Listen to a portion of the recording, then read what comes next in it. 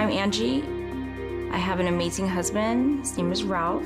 And I have an amazing daughter, Ali, my son, Jacob, and a baby on the way, Alexander. He's due in 8 weeks. I was a combat medic. In 2011, I was deployed to Afghanistan, which is where I was injured.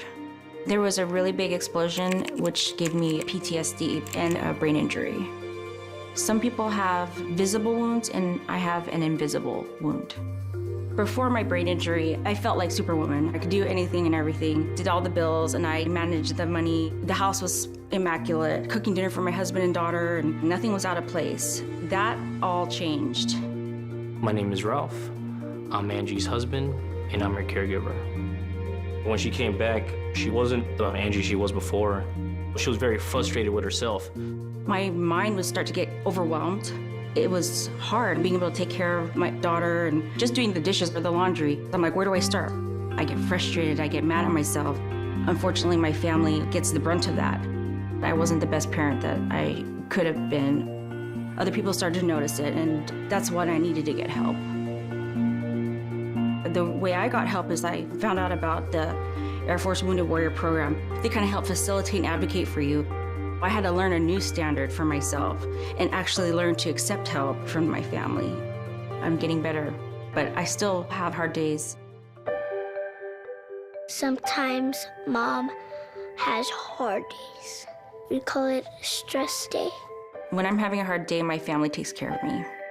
This is where I come in, to not only show her that I love her, but also I'm here for her as her caregiver. Cariño, vamos a dejar a mami descansar. ¿Está bien? Sí, papi. Gracias, amor. If my brain can rest, then I'm good. Let me recharge. When mom needs to recharge, I let Ali know that, mom had a hard day or she's going through certain things. So I'd read her a book.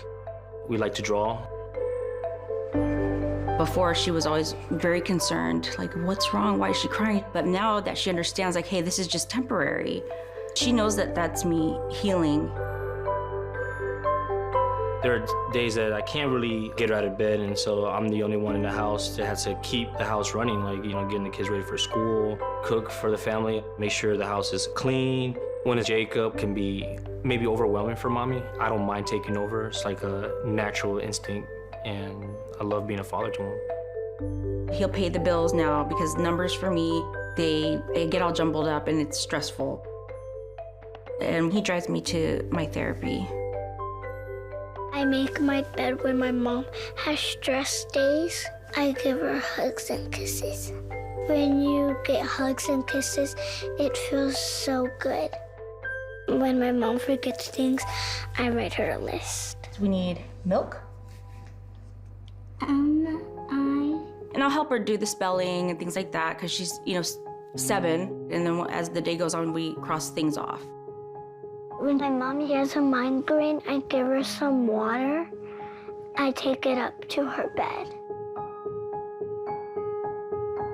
It's actually brought us closer in the long run. Are you okay? I'll be fine. Just need a rest. I love you, Mama. We all love you.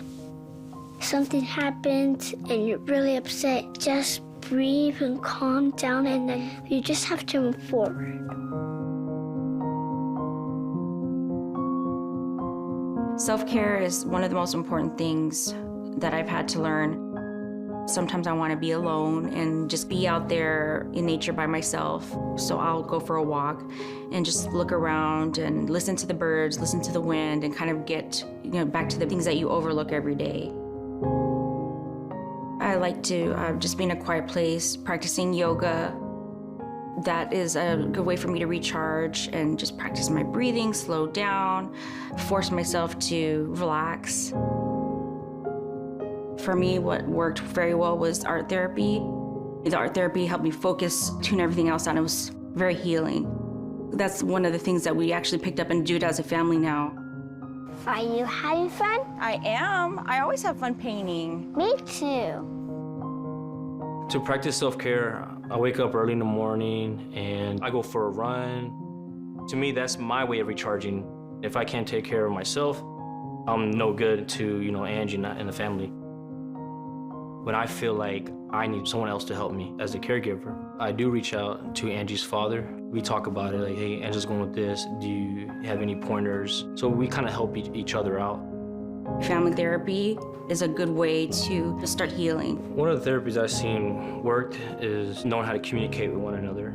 When should I pull back? Or when should I let her recharge? Or when should I intervene?